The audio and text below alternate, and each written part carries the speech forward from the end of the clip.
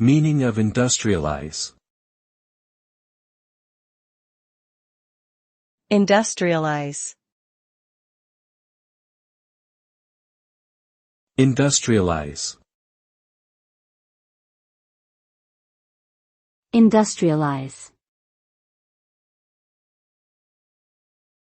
Industrialize.